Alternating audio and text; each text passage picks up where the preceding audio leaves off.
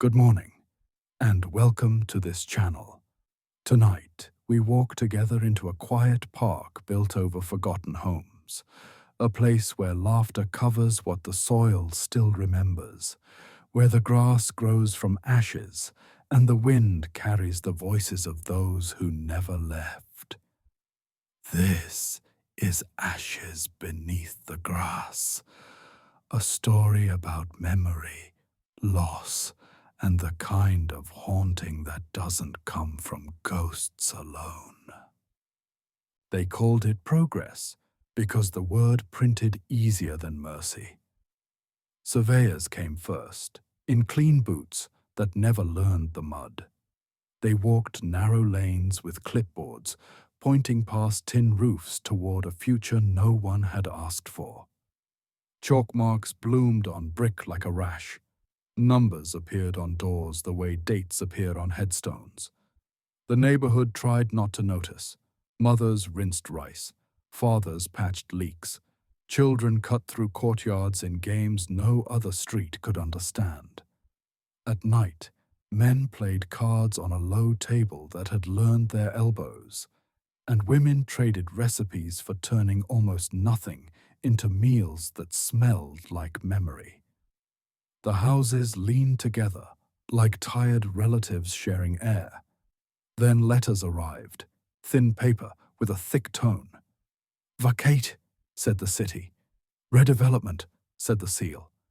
There would be a park, benches, curated trees, a playground where pride could finally walk upright.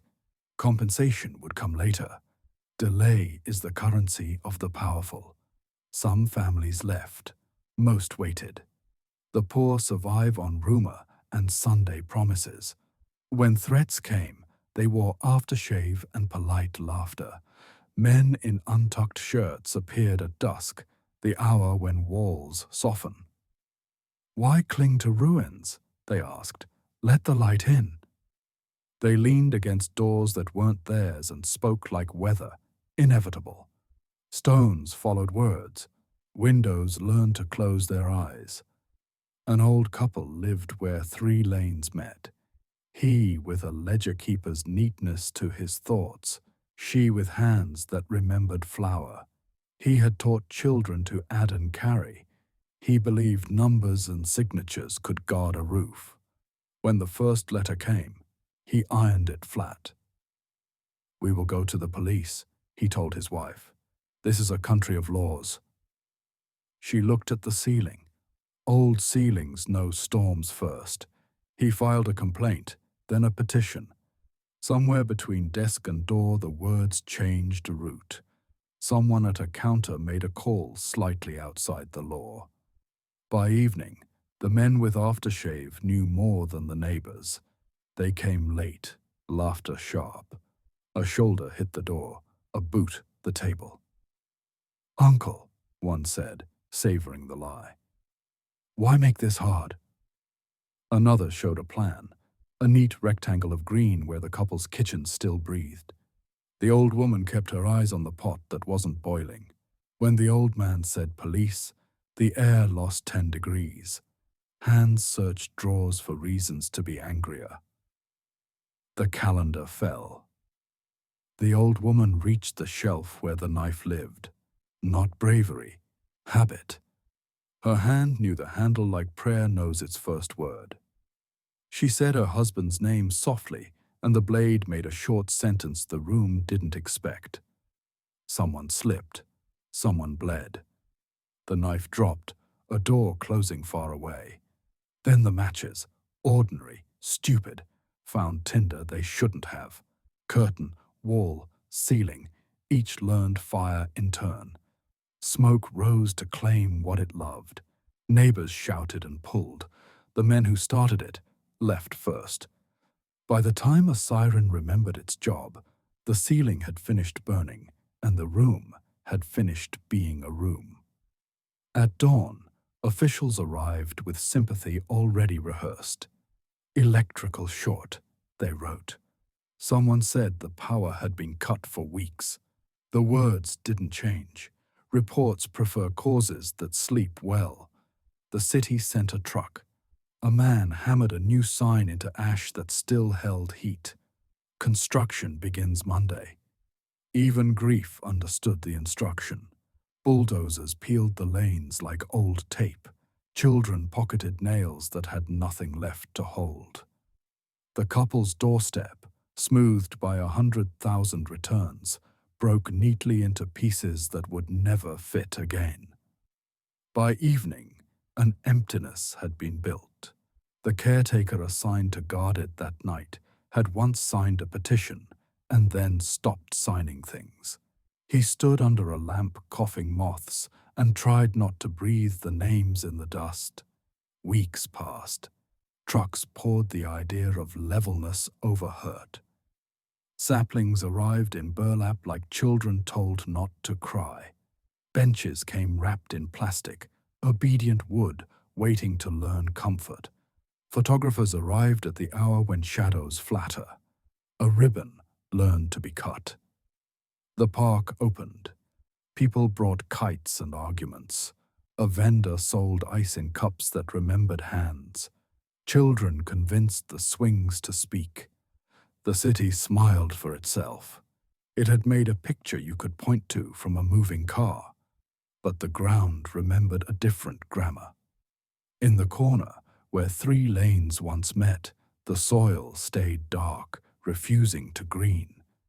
After rain taught the rest of the park to behave, that patch remained the color of last night, a mouth the earth could not open. For months, the park stayed quiet, almost grateful. New grass softened the edges where the fire had eaten too cleanly. Children laughed, and their laughter convinced the ground to pretend it had forgotten. But the caretaker knew better. He had learned how silence can hum when no one is near. One night he heard it again, a low vibration, like wind trapped in a jar. It came from the black patch, the same ring that refused to green. The puddle there had grown deep enough to mirror the lamplight, and something in that reflection blinked back. He told himself it was only water remembering light, but his hands trembled too long after he locked the gate.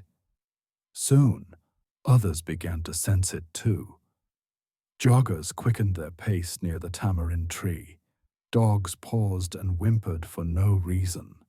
A vendor who cut through the park at dawn swore he smelled burning even on the wettest mornings.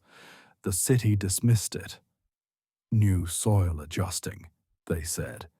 But the caretaker started carrying incense in his pocket. He told himself he was foolish until the fog arrived. It came earlier than usual, heavy and thick enough to turn lamps into pale coins.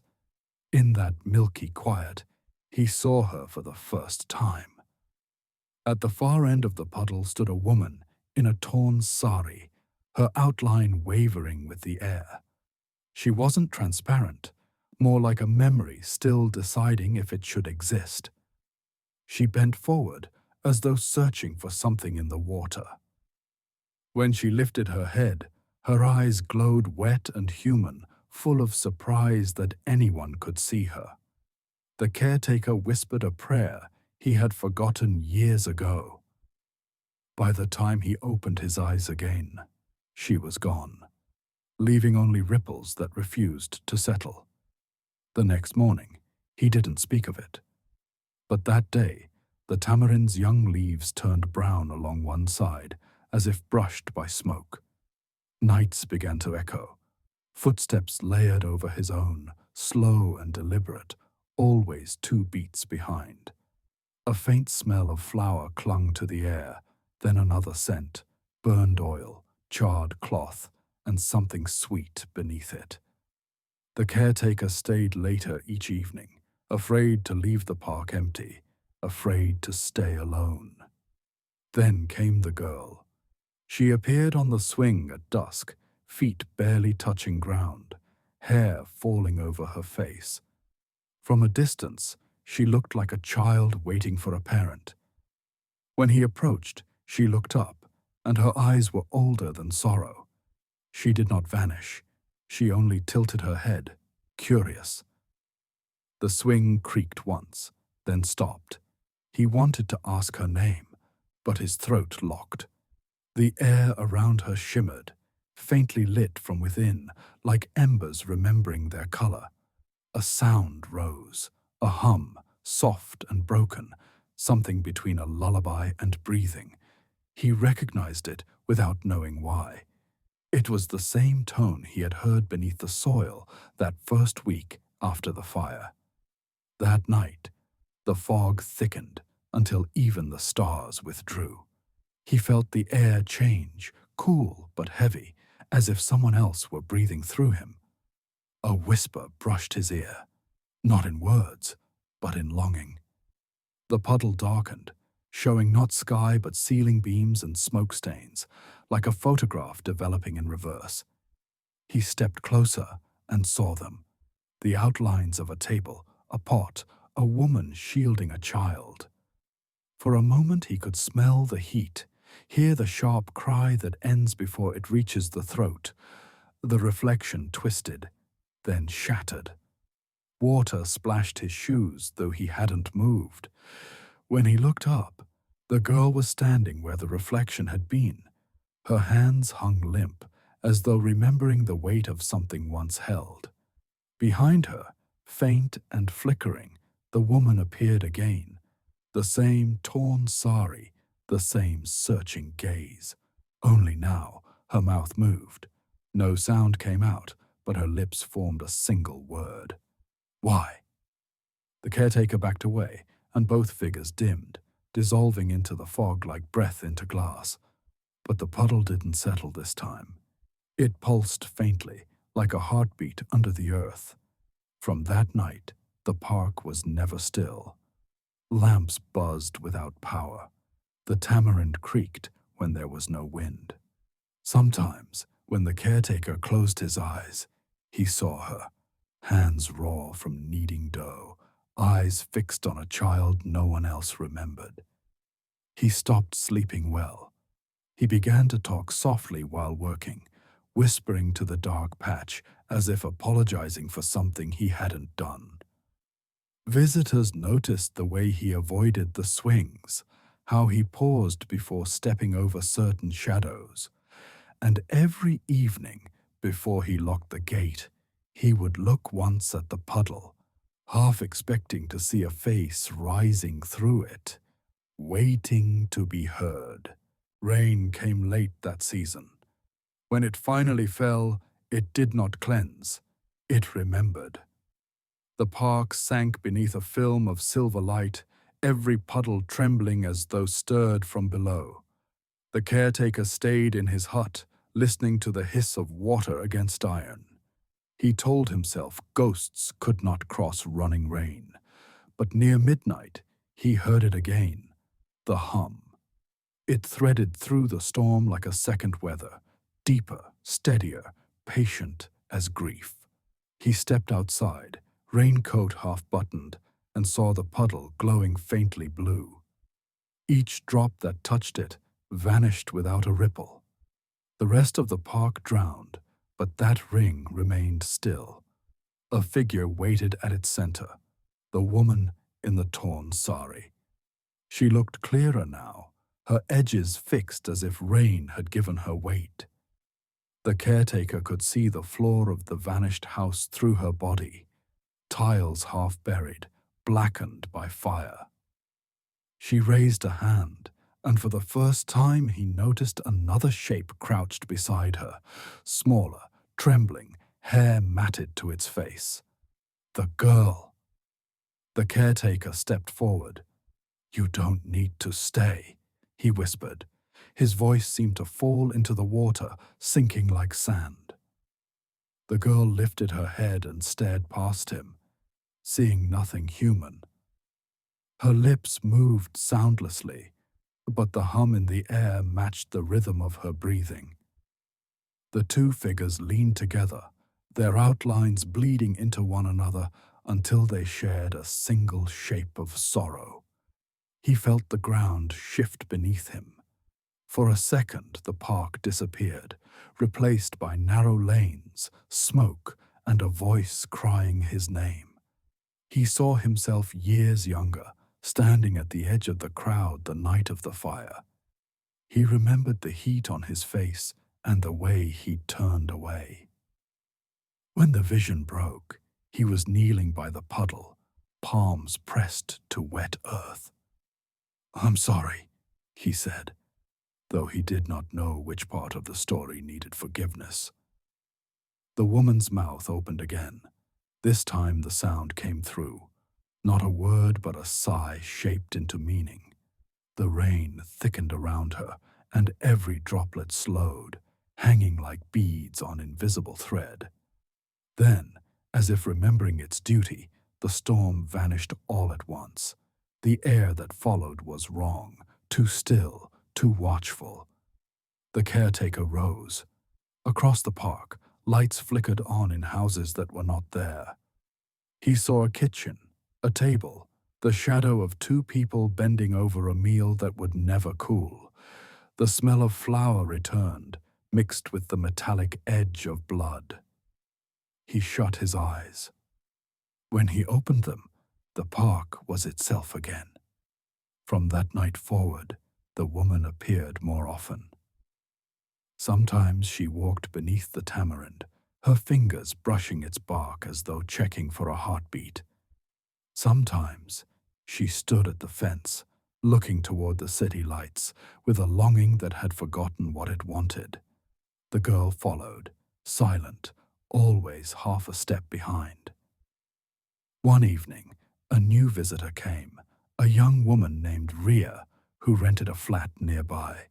She walked through the park after work, drawn by the quiet. She noticed the black patch first, then the caretaker watching it like a man guarding a wound.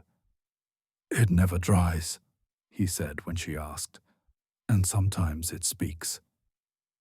Ria smiled, thinking it was a joke, until the puddle shifted and reflected not her face but another's, an older woman's eyes, bright with grief.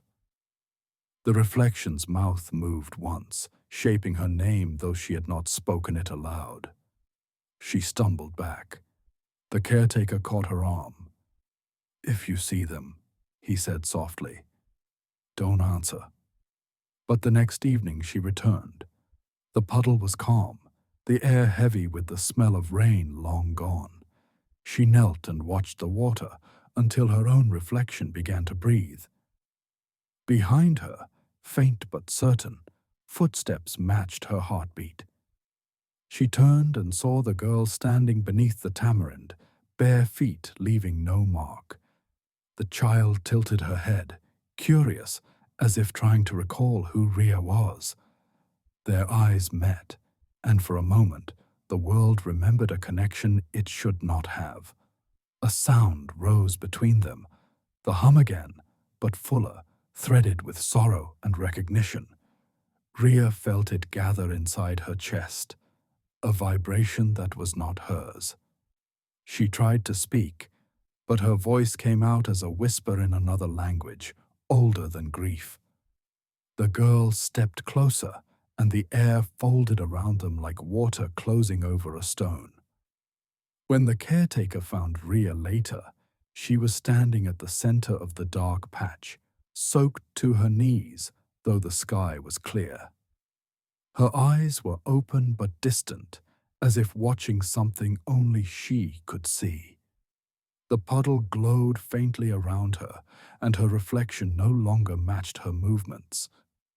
That night, as he locked the gate, the caretaker heard two voices humming in harmony, one deep, one small. The sound followed him all the way home, a lullaby for the living who had run out of excuses. Night deepened until it forgot to end. Ria's forehead rested on the iron gate.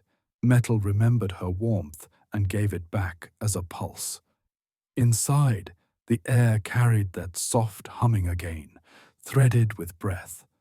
She followed the sound across the dew-dark grass, her shoes leaving no prints where others had burned. The puddle lay ahead, a ring of black glass that refused to know reflection. The tamarind above it bent slightly, though there was no wind. In the faint glow of the lamps, she saw the girl waiting, small, bare-armed, eyes like two quiet storms. Behind her, the woman's figure hovered in pieces of light, less body than memory stitched from longing. Rhea hesitated. "You're searching for her," she whispered, not knowing who she meant. The girl tilted her head, then looked toward the puddle. Ripples formed without movement, each one circling inward like a breath drawn for prayer. She knelt. The water showed a room instead of sky. A table, a wall bruised with soot, the faint shape of a child crouching in shadow. Rhea touched the surface. It was warm, not wet. The hum filled her ears until thought itself became vibration. Beneath her hand, the water pulsed once and steadied, like a heart accepting a new rhythm. The caretaker called from behind the fence, "Don't touch her!" But his voice broke before it reached the air between them. The lamps flickered, stuttering in sync with the hum. From the reflection, the woman reached out, her arm a band of smoke drawn thin. Her fingers touched the edge of Rhea's palm, and the shock was gentle, almost kind. The girl's eyes widened, recognition folding into something darker. Rhea felt her pulse split into two beats, one human, one echo. The park shifted. Grass flattened as if pressed by invisible hands. Benches creaked. The tamarind's leaves rattled, whispering in a language older than weather. Rhea gasped. The reflection deepened, drawing her image down like a second self drowning in slow motion. Inside the water, she saw the woman's face, exhausted, weeping without tears, lips shaping a single word. Home. Rhea tried to rise, but the girl moved closer, gripping her wrist. The contact was ice under skin. Pain flared. Then came a rush of memory that was not hers. The house, the smell of kerosene, the scream that never finished. She saw the fire catch a curtain, a child hiding, a mother reaching too late. The world folded inward. When she opened her eyes, she was standing in the ruins of that house. Only the air remembered it as flame. The girl clung to her arm. Outside the windowless walls, rain hissed on concrete that did not exist anymore. "Let her go," the caretaker's voice pleaded, distant as thunder. The woman stepped forward, almost whole now, her eyes luminous with despair and something close to mercy. She touched the child's shoulder, but her hand passed through as though time had turned brittle. The girl looked between them, trembling. Then the humming changed. It rose from a note into a chord, an ache stretched thin across the air. The woman spoke again, soundless lips, endless sorrow, and the girl's shape flickered, caught between light and weight. Rhea felt herself splitting, a line of warmth running through her spine. She was inside two bodies at once, her own and the child's. The fire, the screams, the knife, all replayed like confession. Her heartbeat became two heartbeats, then none. The park answered. Lamps bent light toward the ground. Wind circled the tamarind like a searching hand. The puddle widened, no longer reflecting, but remembering. The caretaker crossed the fence, shouting prayers until his voice frayed. He saw Rhea kneeling at the center, eyes open to something not meant for sight.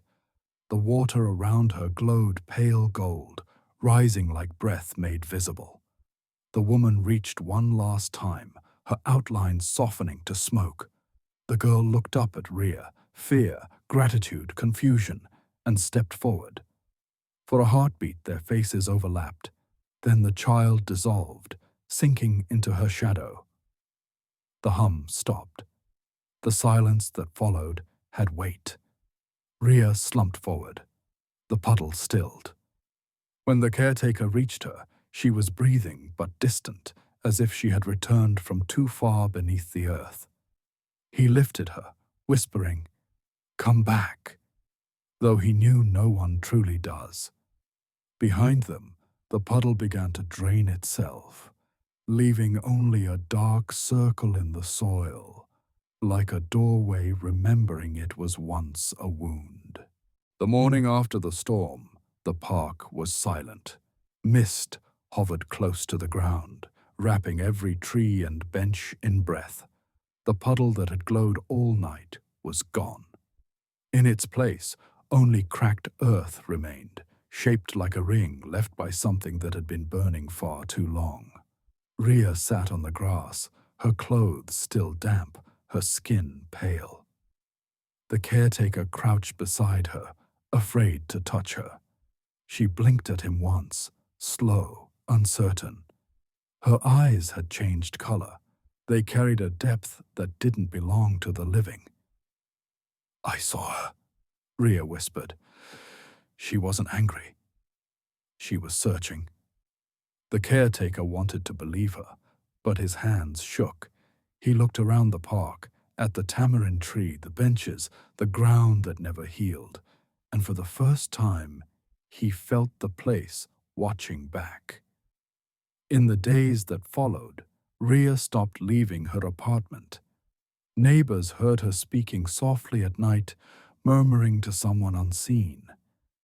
She said she couldn't sleep because the girl dreamed through her now.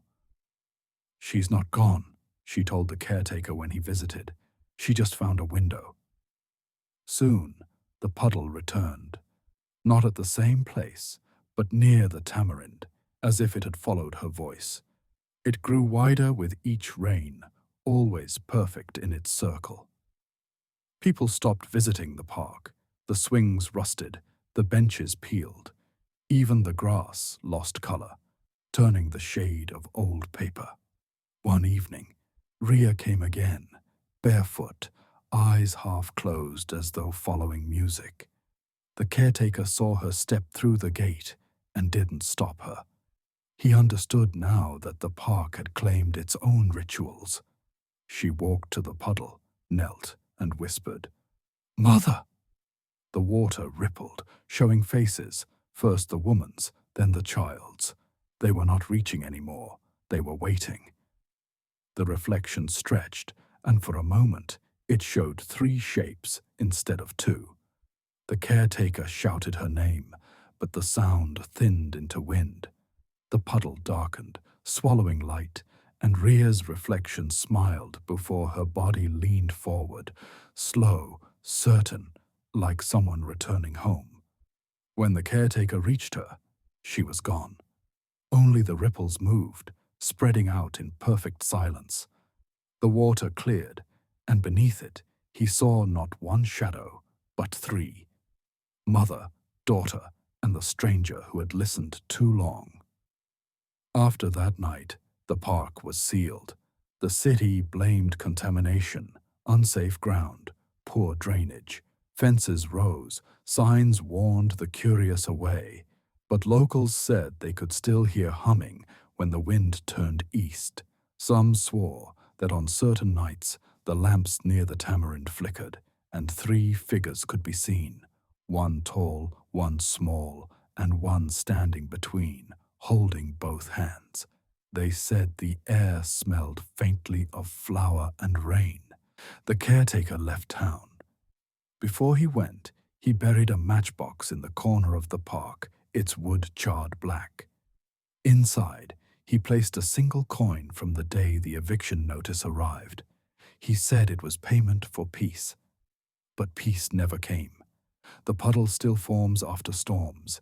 It never stays in one place.